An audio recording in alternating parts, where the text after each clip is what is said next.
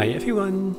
Thank you for joining me for this large project. I thought I'd make another beginning of my video and I hope you liked it. And make yourself a coffee because this is going to take a bit longer, as this is going to become the largest project ever that I did in resin. It is a 1 meter 80 by 1 meter and 20 centimeter canvas. So really large one. I did 5 of these canvas sizes before for the local Marriott hotel, which I used to work for. And back then I was not into YouTube and did not film the entire process, but I can show you the pictures. These were supposed to be hanging in the coffee break area of our hotel and are still hanging there, which makes me really proud. And they are done with different mediums. The most time-consuming one was the one made in oil colors with the candy, which I found it was outstanding, so I was really proud of my achievement there. But nevertheless, let's continue with this project, and for this one here again we are creating the earth. You might wonder, wait a second, didn't they do the earth a couple of videos ago already? And you're right, I did. That video back then was for a commission which I was asked to do, and it was a 1 meter 20 by 90 centimeter canvas. So about half of the size of this project which I'm doing here. Actually, inspiration to this project gave me the commission pour from the earth that I was asked to do, and so this project is also again becoming the earth. I used the very same reference, so I sketched the outlines onto my canvas, and again I wanted to do some kind of underpainting. This project will become a sand and resin artwork. If you've seen my sand beach resin artworks already, this will become something similar to the extreme. So this will be a very large one, very much sand, very much resin, and to give me a backup again, I do the underpainting of the ocean. Just simply to have some color on the canvas, in case the resin doesn't cover everything. The entire underpainting took me about 1 hour to complete. It's just 3 different blues, which I wanted to use to create some ocean and shoreline effect. So somewhat darker blue where the ocean is deeper, and a somewhat lighter blue and to turquoise color where it's coming to the continent, so the water is a bit more shallow than in the deep seas. Nothing special, nothing fancy, just regular acrylic paint, a large brush, some time and good faith in the project that is going to become pretty in the end. And when I was done with the underpainting, I already loved the result. I really liked the colors. It was again my most favorite phthalo cyanine blue. I hate to say it because it's always hard to say this word, but I really love it. I love this color. When the painting was done, it was dried quite instantly because it was only very little amount of paint. I started mixing my sand, and I wanted all continents to be created out of sand. And for this one I did not want to have just one solid sand color, so just basic sand color or whatsoever. I wanted to have it colorful. And to make it work, I asked my bag of sand, which I've called Sandy, you might have seen this video, made several cups of sand, mixed it with PVA glue and added some acrylic paints to color it in actually. Color scheme, I wanted to have something similar that I did in the acrylic pour earth. Planned out myself what I was going to add to which place on earth. When my colors were mixed and the sand was ready to go, I positioned this enormous large canvas onto our living room table. Patrick was visiting a friend for 2 days, so I was alone at home, had all the space that I needed without disturbing anyone else but myself, but I lived with it, and I was so excited to start this project. I didn't expect to have any failures in the underpainting, as it was just acrylic paints painting on a canvas, so nothing was supposed to happen there, but I had no idea how the sand actually reacts on the canvas in these sizes. I did many of these resin beach artworks, so I had kind of feeling how the sand is going to react. I made it a bit stiffer than I normally do for the sand beaches, because I did not want to have this sand flowing around wherever it was not supposed to flow, so I wanted to stay where I put it, and just used a palette knife and put it onto the continents. I left them blank so I could easily see where the continents are, and just added the sand. It took quite a while and it was a fun thing to do, and it made me already feel like a mason or a bricklayer, so it was really fun to do. When you continue watching, I'm sorry for the angle of the footage here, it was not that easy to film it from above because of the size of the canvas. I hope it is okay for you, although it is angled, but you will be able to see whatever I do, and what you might not be able to see I'm going to explain in detail anyways along the way, so nothing you're going to miss actually. Besides that, this project took quite a long time of the day, so sun was coming and going, and you can see the sun moving as I sped up the entire process quite a lot. So it is not the best video footage, but the best that I could come up with here.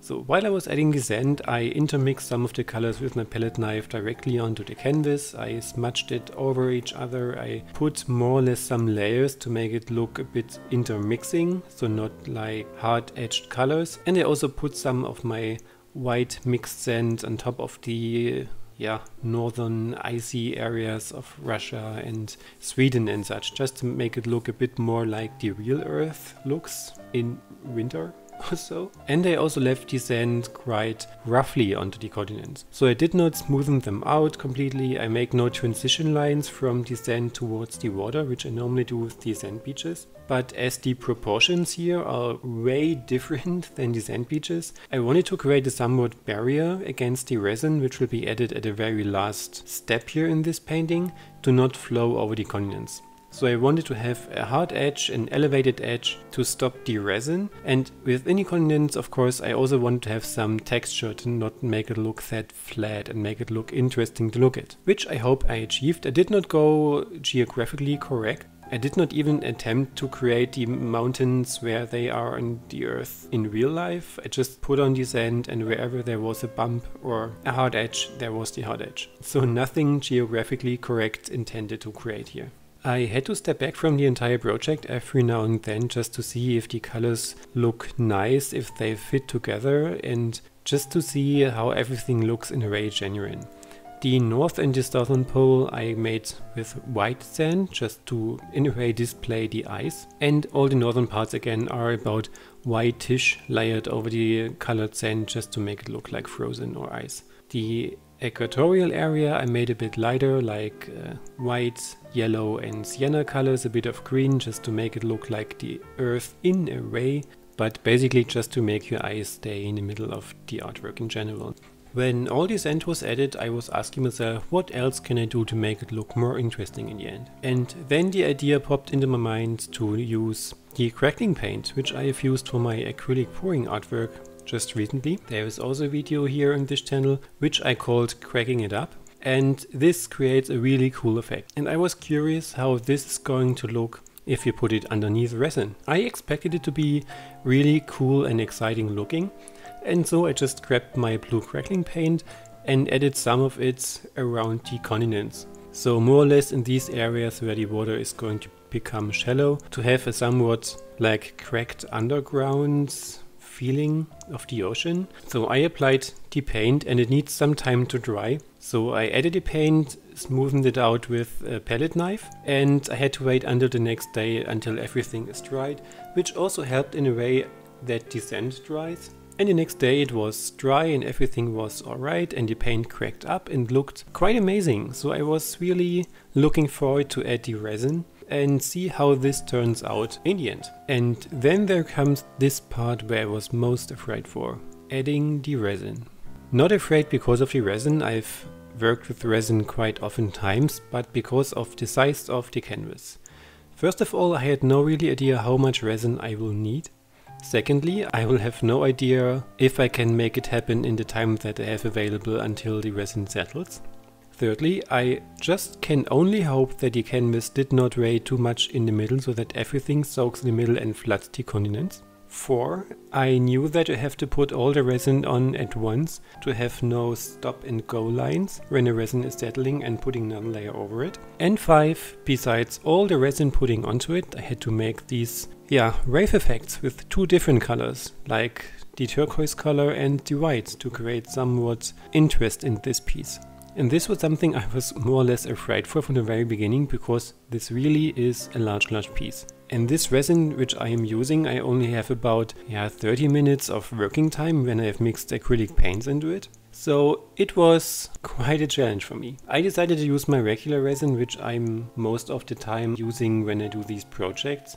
This is my Amazon link, which you can find down below as well. It is just a recommended resin that Amazon just recommended to me. At the very beginning, when I started using resin at all, I used the art resin, which I ordered from the UK. At this point it was not yet available via Amazon, which I saw is available now via Amazon. But the art resin is 4 times as pricey as the one that I'm using now. And especially for experimenting, I found this too pricey just for these large projects. And this resin is, for my opinion, almost nearly as good. The art resin itself is thicker, which I prefer actually, to be honest.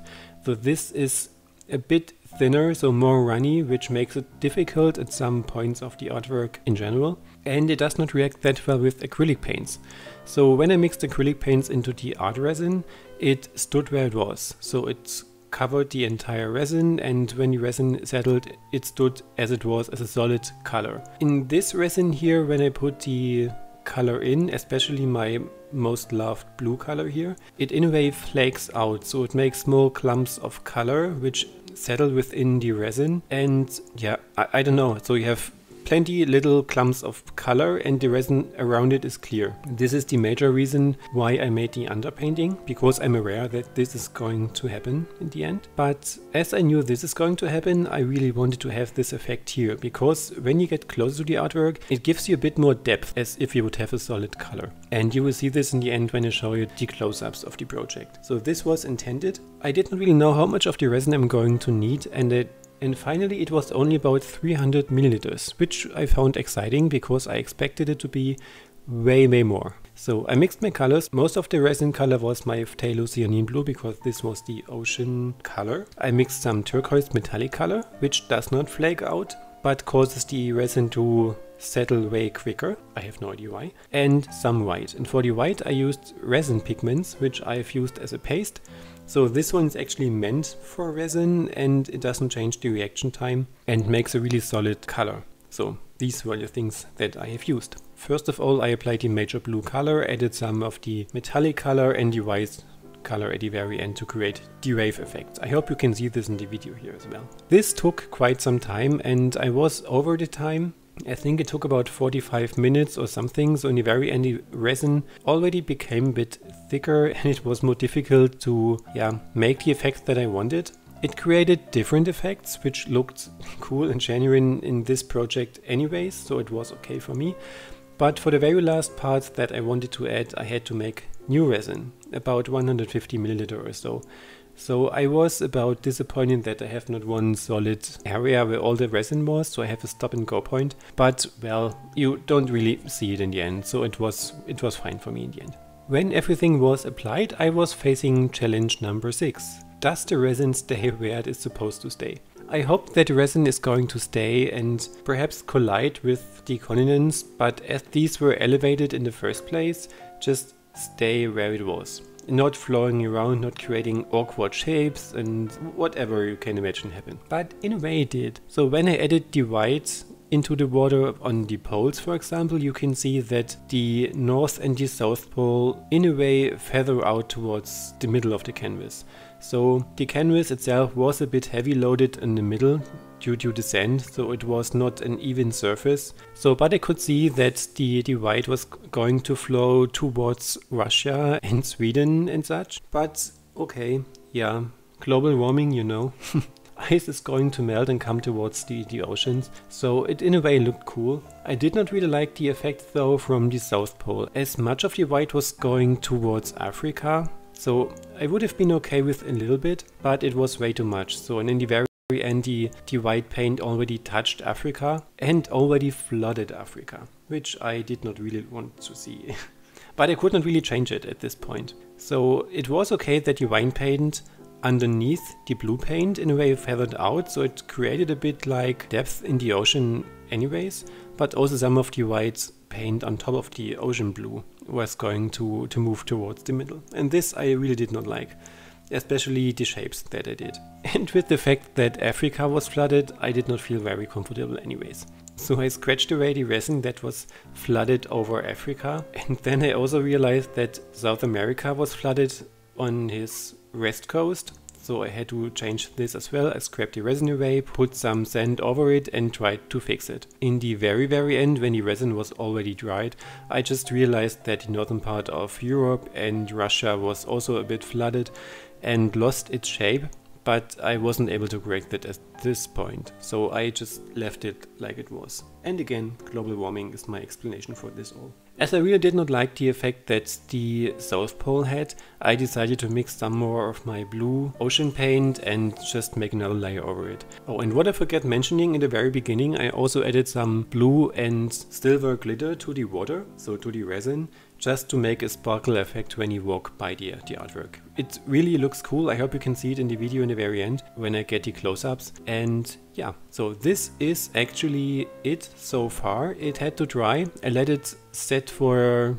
I think the next 10 hours until I touched it again, and I did not want to touch it before everything was dry, not to have any fingerprints or something onto it. Bottom line for me, I really liked the outcome of this artwork, of this entire project. It was really fun to do. I again loved the beach scenes, and this was again a very next level. I hoped you liked following me along. Please give me a thumbs up if you liked this video.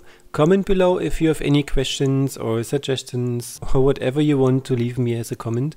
If you're new to this channel, please make sure to subscribe. It really means a lot to me. Besides these experiments and resin or acrylic artworks, I also have some realism or much realism tutorials, Q&Answers, whatever you want to see. If you want to get notified when I upload new videos, please hit the bell icon, and until then I wish you a great day. Bye bye.